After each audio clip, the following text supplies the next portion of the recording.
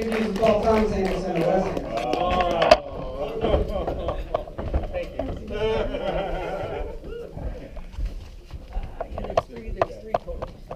There's three? Okay. Yeah, that's fine. How'd it go? How'd you guys like that? Best audience participation I've ever seen, including Robin Shou, who was apparently not happy about being shirtless too much. We were cutting budget. We had to spend all on that leather dress. No, guys, thank you guys for being here. Paul, once again, this is an honor to do this with Robin. And now I have Linden, too. First thing right out of the gate, I noticed a lot of people you guys signed and were so cool about it. A lot of the posters said spring 2000, spring, not 2000, spring 95. What happened there, Paul, with, and Chris had mentioned like reshoots, so like, when was this originally supposed to come out? What pushed it to August?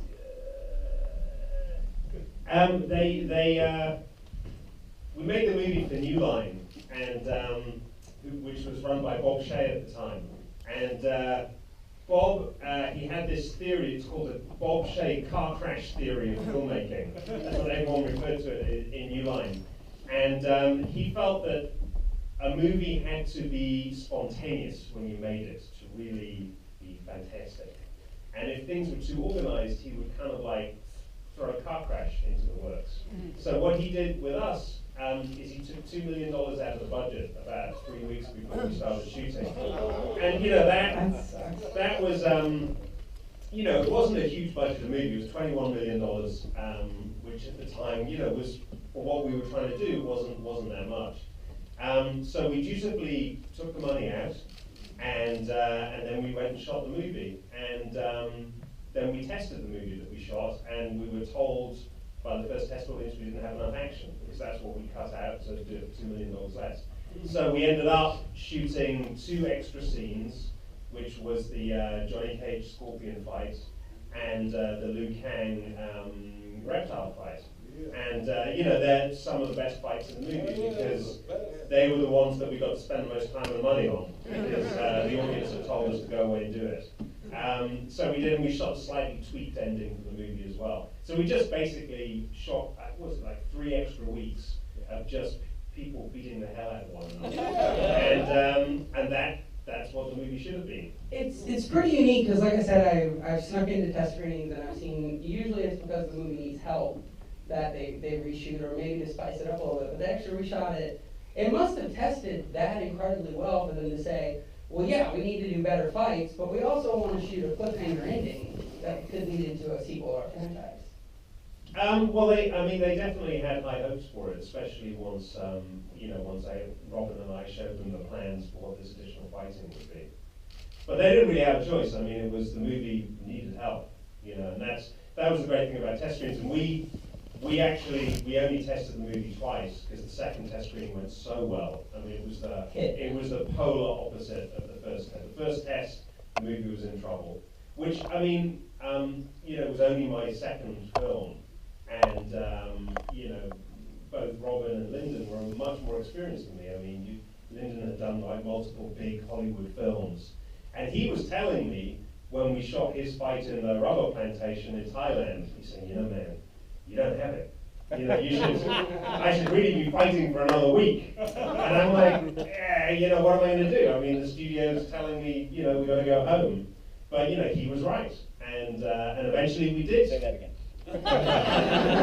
It happens occasionally, and I can't believe Susan's left. And so we shot for another week, and then we shot for a week to do the reptile fight as well. So let's actually take it back to the basics. This is the best video game adaptation out there, I feel. I love you too, but I feel like Mortal Kombat it just doesn't die, which is great. But up here, Linden, Robin, Paul, were you guys a fan of the game? Like, are you biased? Is your favorite character of the game Johnny Cage? Is your favorite character the Kang? Honestly, for me, I had no idea about Mortal Kombat. Seriously, I was working in Hong Kong and came back here to the States for a vacation. And they would say, hey, you want to go in to audition for this movie, Mortal Kombat? I go, oh, okay, I guess so. That's it, really. So I had no idea about the game. But I have a friend who played Liu Kang in the video game, so Soto. So he told me about the game, so I did play a little bit at the arcade. I had no idea about the game. I had no idea about the game. I got this meeting on this film and went in and met these guys. And the cool thing about this movie is that everybody needed this one to work. I just finished Wyatt Earp, and I needed this next movie. Paul needed this movie. Robin needed this movie. We all needed this movie to work. I mean, and it did. We caught lightning in a bottle, and you don't do that very often in your career. I mean, I can count on one hand the number of times that it's happened, and it just worked. I mean, the chemistry worked. The chemistry worked, and I was watching it this time. Very well directed. Good job. There is potential in you. He's gonna make something of himself. Space. Yeah. And so we did it. And the funny thing is, then we made this movie that worked for whatever reason that it worked. And then they made the next one and like got rid of Christoph, they got rid of me, they got rid of Bridgette, they got rid of, was Cary. But I'll go ahead and shoot in since you have the mic and we're talking about the second movie, because I got to know Robin a little bit, and this is the only question that I really want to get into Annihilation. But there's these DVDs for these movies, they're bare bones. They don't have commentaries, they don't have behind the scenes really, they don't have anything. So, and I try to know everything about these movies, but what exactly was the problem with Annihilation for you to not return to Johnny Cage? Did they try to kill you off and you just wasn't know? Or were you originally no longer apart, or? No, I think they tested, and I think Larry Kasanoff did, I don't know that I tested that well, for whatever reason, and I don't know that Bridgette did. And they wouldn't honor my sequel deal, and that's right. And then he wrote this. I think that he wrote this script with his assistant Josh, and it was like he never kind of got that a video game and a movie are two different things. This guy understood that. I mean, that's the thing. Like with Paul, this first movie, it's very rare when. I'm not bagging on Larry. I mean, I guess I am, but he wouldn't honor my deal, and he didn't. Well, that was a stupid decision. And he wouldn't honor Christopher's deal, and he, did they ask you to do it? Yeah. Yeah. You said no. Good man. He thought that he was the reason the movie was successful. No, he really did. Because of the three of you and Bridgette and Chelsea, I think so. Mostly you. We'll go with that. But okay, so I think the biggest question that a lot of fans had was, this is based on an M-rated hardware. This is going to Paul. So Paul, with this M-rated game where I'm literally ripping off heads and tearing people in half and blood and guts, now the games would be rated like E10 plus. But originally, if you came now in an R-rated franchise and said, oh, we're going to make it PG-13, it'd be all over Twitter, it'd be all these fanboys, all these podcasters, bloggers hating on it. But I think you did an amazing job of making it PG-13. But whose exact decision was that? Was that partly you as a director, or? No, it was. I was brought on as a director for hire, and that decision had already been made before I became involved. Although my first meeting at New Line, I'd just flown from England. I got hired as the director. I auditioned for the job, and I'd impressed the studio enough that I could come and direct the movie, and they'd flown me into LA, and I had my first meeting with Bob Shea, who was running the studio, and he looked at me, this room full of studio executives, and said, why the fuck are we making this picture? And I it came as a surprise to me because it sounded like he didn't really want to make it. And he said, the game's very violent, and this movie's, it's not very violent. What are you doing? And I was like, and all these decisions, of course, have been made before I became involved. And, I felt, I mean, it's a truism that people say, sometimes the things you imagine are much more powerful than things you can show.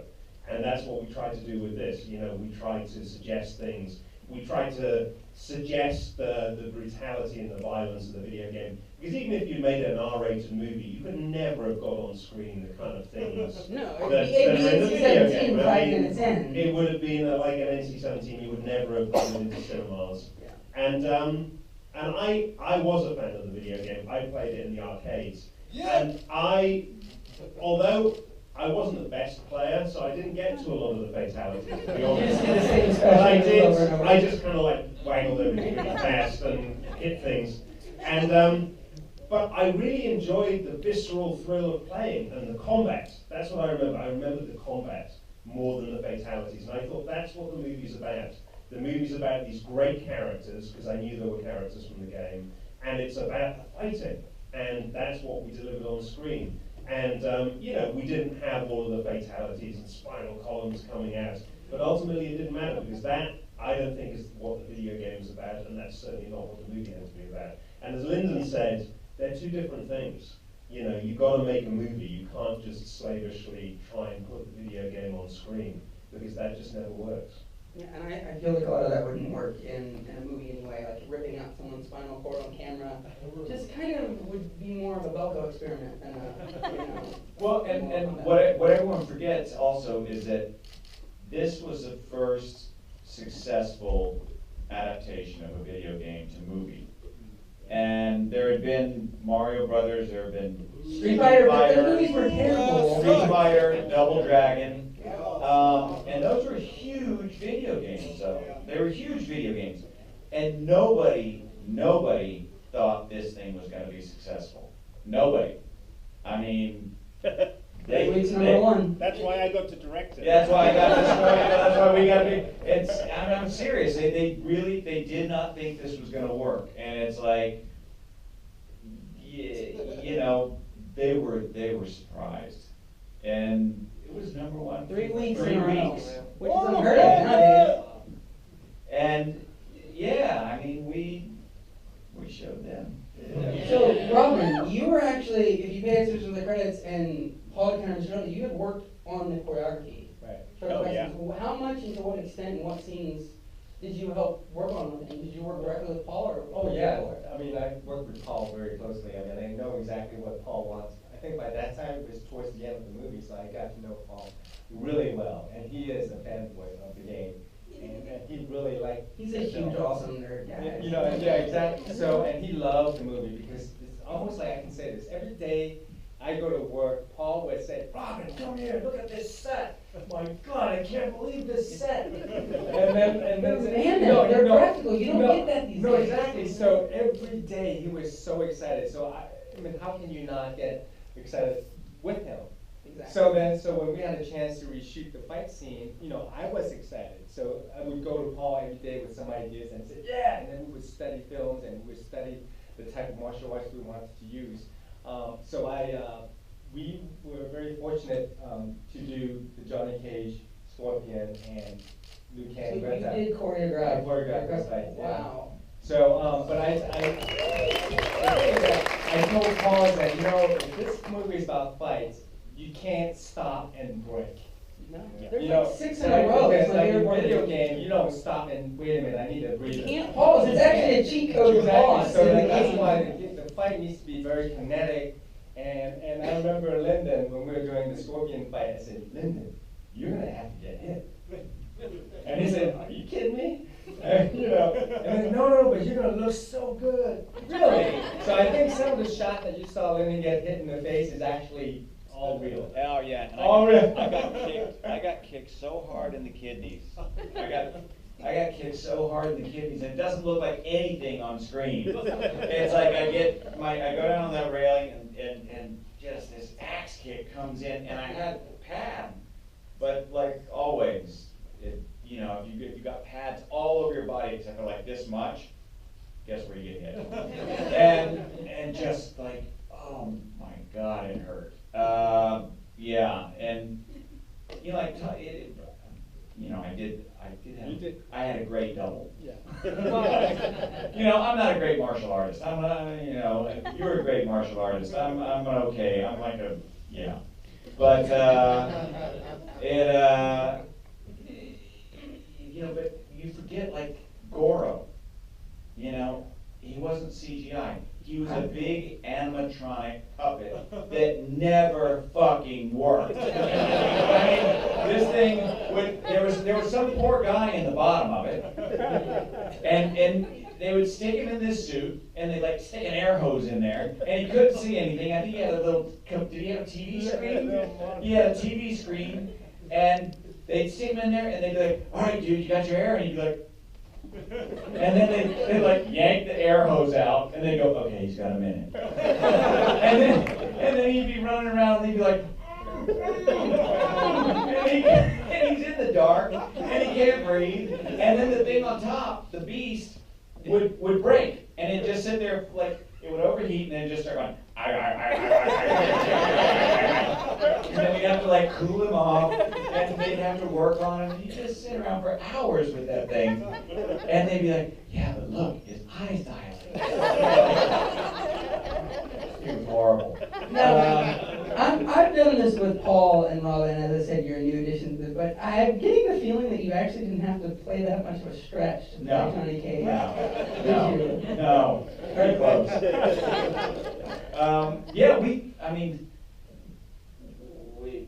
came up with a lot of those lines. Yeah, no, you came up with it. Yeah, the screenplay we started out with didn't have any humor in it whatsoever, and I felt humor was very, very important. So I worked very hard with Linden and with Christophe as well to add humor to the screenplay, and so much so that at one point Linden met the writer at a party about a year after the movie came out, and the movie had been a huge hit. And the writer came up to Linden and said, he introduced me to his wife or his girlfriend, I don't know which one. And he goes, this is Linden Ashby. And she goes, oh, nice to meet you. He goes, yeah, this is the guy who fucking ruined my movie.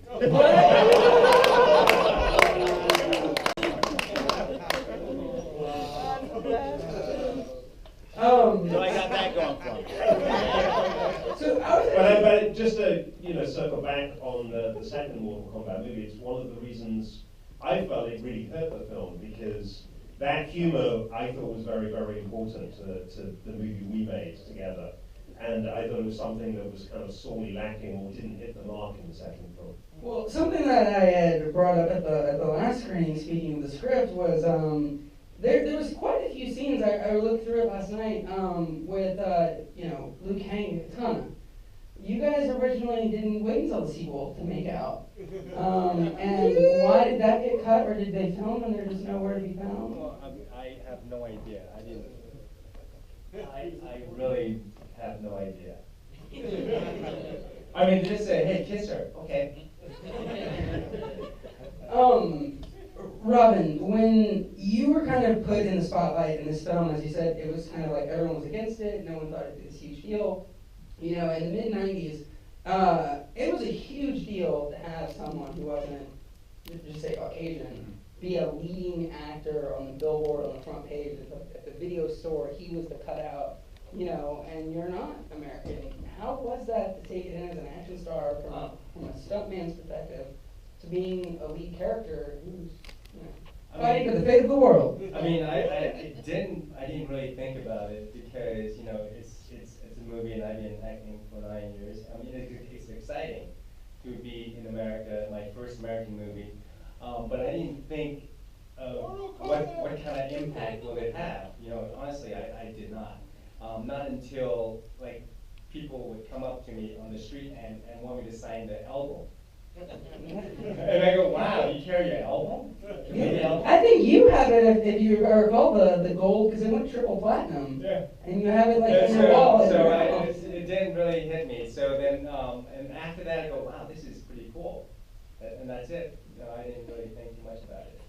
And this is for all three of you guys, and now when you look back at it 22 years later, like Linden, I feel like even looking at your Twitter page, it's like Teen Wolf, Johnny Cage. Like I just feel like you really do hold this movie as a very dear place in your heart. Is that for both you and Robin? Absolutely. I mean, yeah.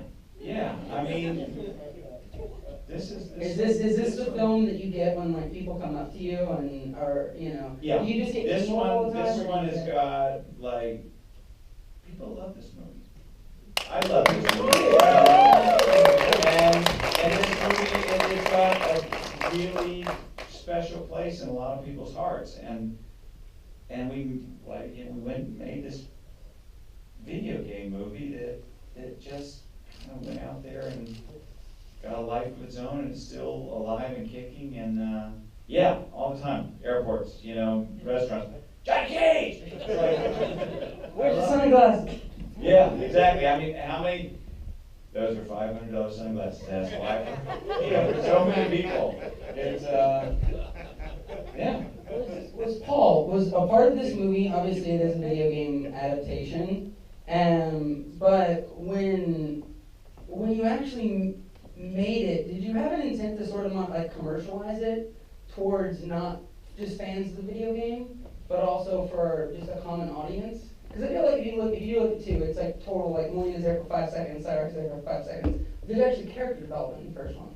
So was it meant to just be for the fans, or was there an option of like, let's actually It's for both. I mean, I think when you do a video game adaptation, or an adaptation of anything really, you have to walk a fine line because you have to please the hardcore fans who love the original source material. But then you have to make a movie that works for the people who don't know that source material from a hole in the head. And you need to make it work for both audiences without alienating either one. And I think in a lot of video game movies, they're so intent on pleasing the fans and being slavish to adapting exactly the video game, a mainstream audience go, I don't really think this is for me, I don't really know that world. And we tried to make something that, was for everybody. And, I always saw I love the video game, but I saw the movie as kind of a mashup of Enter the Dragon and Jason and the Argonauts. Yeah. Some of my my favorite martial arts movie meets my favorite kind of mythic monster movie. And that's what I set out to make through the lens of Mortal Kombat. I think you did that, and I also think you've done that with other video game adaptations. I think you've done a brilliant job of taking what's really cool about the game or certain bits and parts and mixing in something that is a little bit more commercialized or a bit different, or that suits I think a bigger spectrum. But Mortal Kombat, where in this billion-dollar franchise you made, and Event Horizon and Soldier and Box just totally screwed you over with AVP. But where does Mortal Kombat rank? Where does, I feel like you're always, this is the second time I've watched it with you, talking to Robin about you, or talking to Sarah about you, and it sounds like this was like it's one of my favorite movies, if not my favorite, because it's the movie that kind of like started. I wouldn't be here, I wouldn't have made any of those other movies you mentioned without Mortal Kombat, I was fresh off the boat, and I was this young director from England, and if this movie hadn't worked, I'd have been sent back to England with my tail between my legs. And I wouldn't have had a career there, because everyone in England would have been, oh, you went to Hollywood and it didn't work. I'm so sorry. Well, you're not going here either. Better than Street Fighter. That doesn't work in England. Being better than Street Fighter doesn't mean anything. That and £5 will get you a cup of tea. And also I met friends for my life. It's very rare that you make a movie and you walk away with as many friends, really close personal friends as I have from this film. No, and that's why I remember one of the greatest moments in living in LA for 8 years was when I did Mortal Kombat. And I joked and I said, when was the last time you and Robin just had a beer?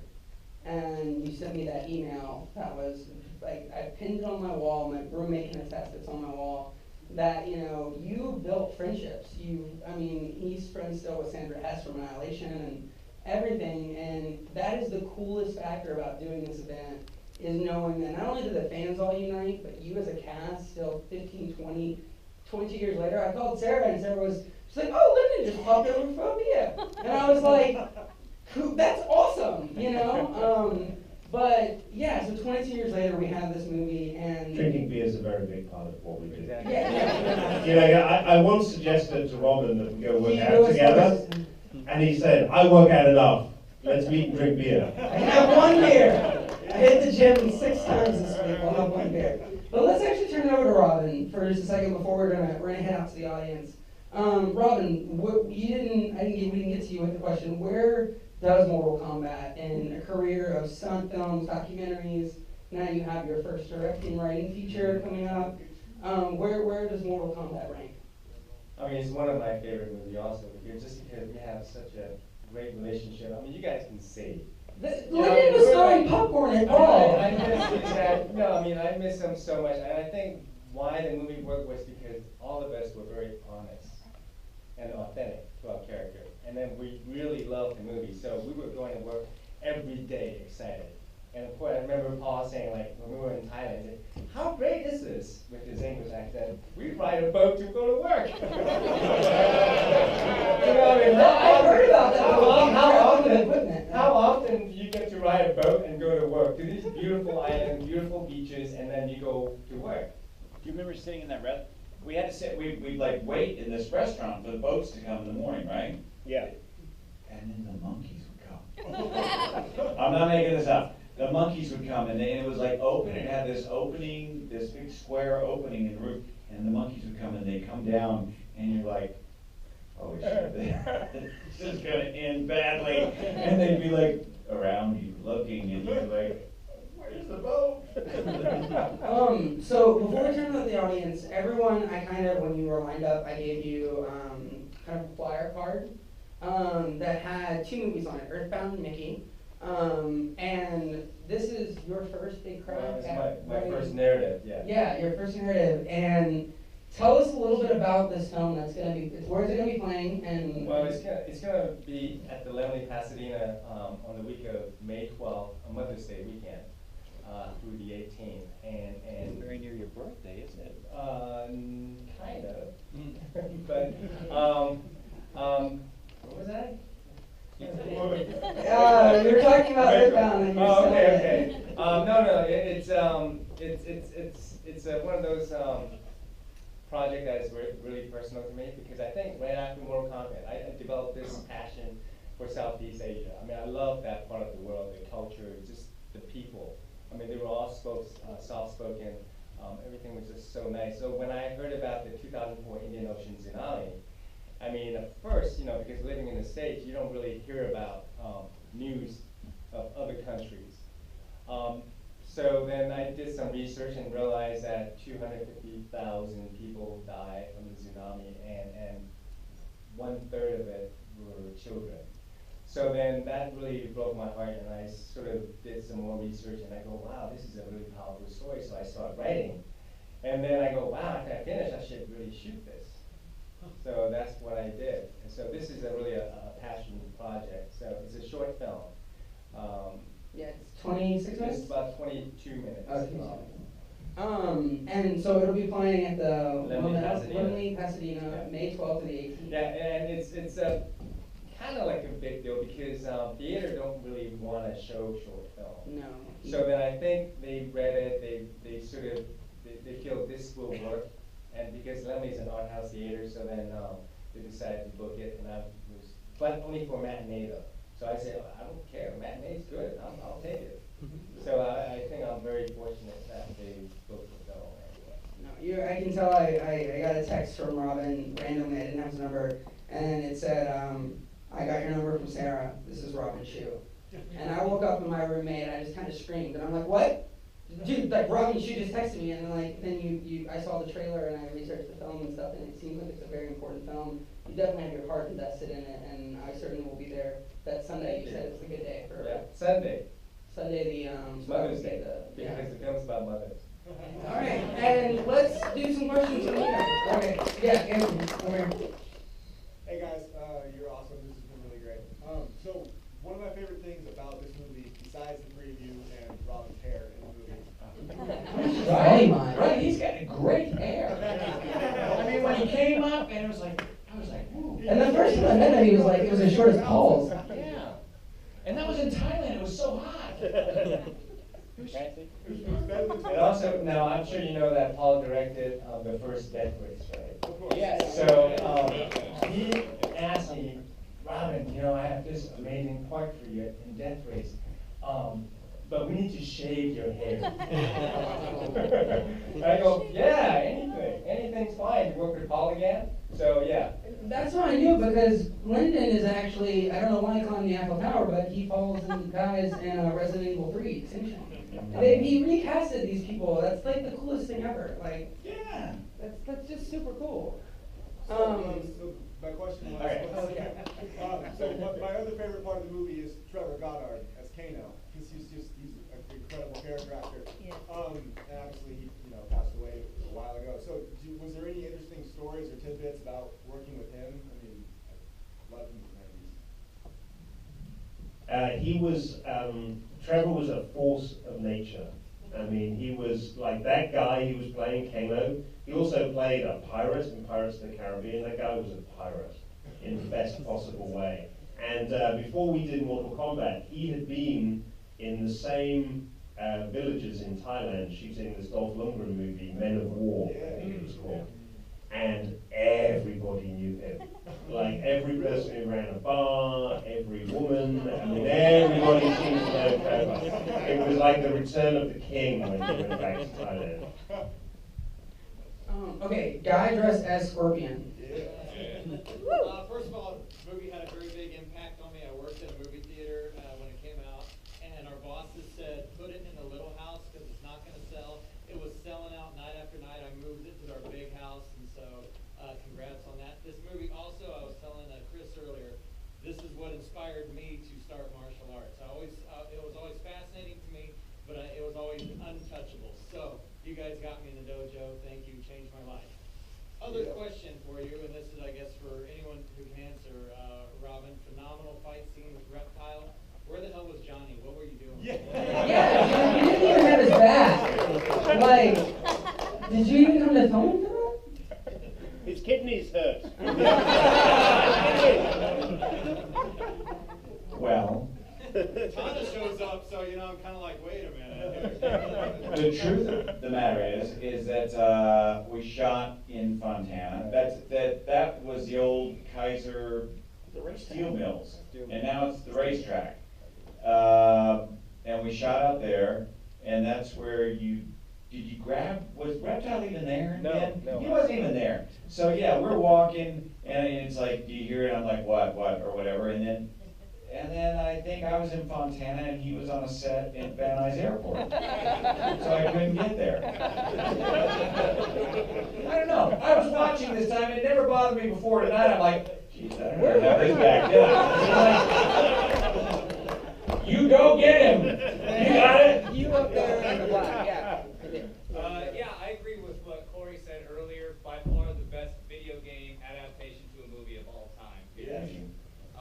My question for Paul is, did you ever have any other Mortal Kombat characters in mind to have in the movie?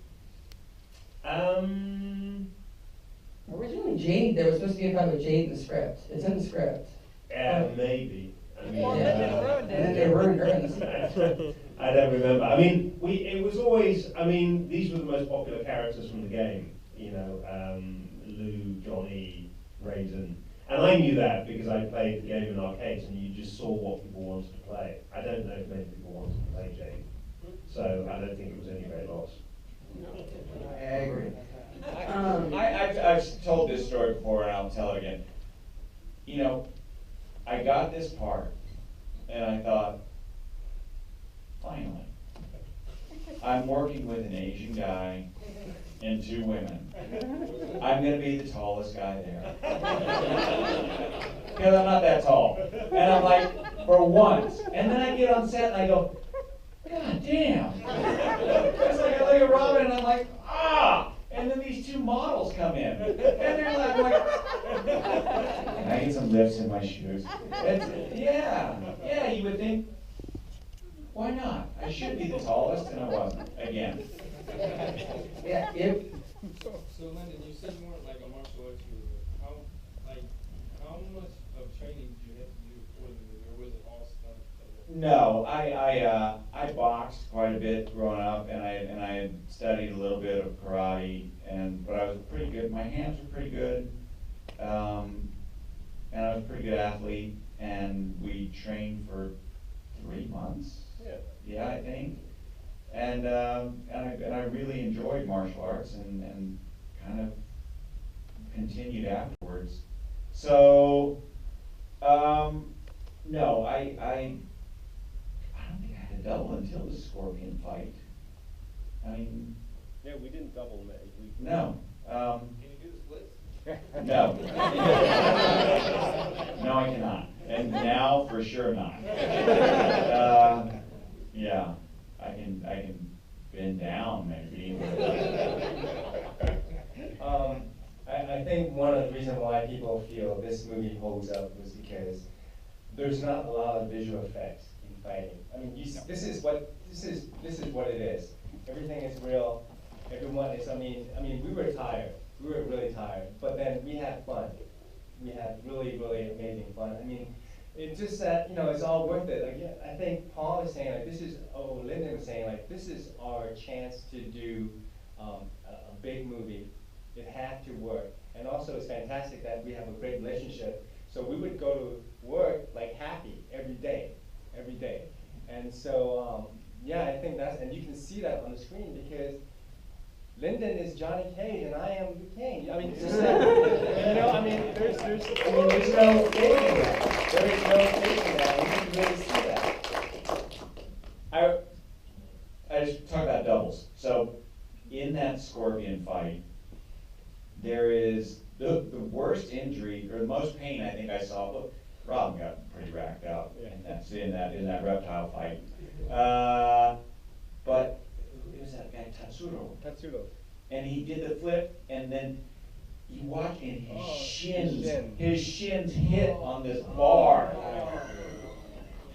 And I'm like there, I'm just going, oh my God. And this is like a guy who would, right now happily just, now I don't need a pad, and he'd just fall flat on his back off this stage, he'd jump and just land right on the concrete. And he hit his shins so hard, I thought his shins were actually going to break and like just go like this. And yeah, he couldn't do any more after that. And then who was the gymnast who came? Was it like Mitch Gaylord? And he's swinging around, and I'm like, look at me. Yeah, you had the last question right here. Yeah, thank you. Yeah. All right, so in the trailer, there's this scene where Robin says, "You can't run from me, Shang," and Cary goes, "I don't need to run," and that gets cut. And there's also a rumor I was hearing somebody tell me about earlier today, actually, that the scene where Sub-Zero fights against that masked guard and he freezes and shatters him, there was supposed to be, like opposite to that, a scene where Scorpion does like a toasty fatality to another masked guard. And of course in the sequel there is this entire thing with Quan Chi that gets axed. Yeah. And what about all these deleted scenes? Is there are there archives somewhere? Because I got the movie on DVD and Blu-ray and even Laserdisc, and there's never like a deleted scene index. If there was action, it's in the movie. We didn't have the kind of budget where we could shoot whole big action scenes and just not stick it in the film. My whip chain on the beach. That we could cut. Yeah, that was definitely like my biggest question, and I just forgot to ask it, but especially even with the second movie, like Quan Chi is listed in the credits, but he's not in the movie, and there's an ending that was shot, there's a still of it, and I wondered that too about the trailer, why is there anything at all deleted that? There's Linden's whip chain scene. Was there It was on the beach. I remember that vividly. It was so romantic and beautiful, and they shot Was in slow Bridgette there? motion, and I was oiled up, and it was probably too beautiful. Does it exist anywhere, and how much does it cost to get that? In my heart, in my memory, forever. And I'm sure in Paul's too, and Robin's. All right, I'll do one more. This guy way in the back, waving his hand, in the blue with the black idea. Question, what scene took the most takes? Ooh, that's good. What scene took the most takes? Or is it something that you just loved Linden or Robin that you just couldn't get right and you just you kept like, because we don't even have a blooper reel or outtakes I or anything. remember one shot that I did 10 takes on. It was the shot where I get flung and hit this pillar. I wasn't happy with you. I know, he wasn't happy. He said, Robin, you can hit harder than that. So I think by the 10th take, I was really exhausted, so then I missed the pillar and hit the edge of the pillar. And I think was your ribs. I fractured 2 ribs for that. So that was the most take I remember. So, but you know, it's only ribs. Can you do it again? Well, that's what Paul said. Can you do it again? Like, we need to find the Linden, like, Ashby whipping chains and, like, put a Will Smith song to it, and, like, I whip my chains back and forth. No, that's it, you guys. Like, listen, once again, I'm Kory. I'm at MovieDude18. I will be back here with Paul on May 16th at 8 p.m. When I say 8 p.m., it'll probably start at 8:30 the next day. No, we wanted to make sure everyone got signed in photographs, and I think everyone did, and I hope you guys were happy. This was definitely my favorite event. I'm usually more nervous. I'm usually a little bit more stuttery than I am, but I think it's because I'm home right now. This feels right. So I love you all, and thank you all for coming. Thank you all.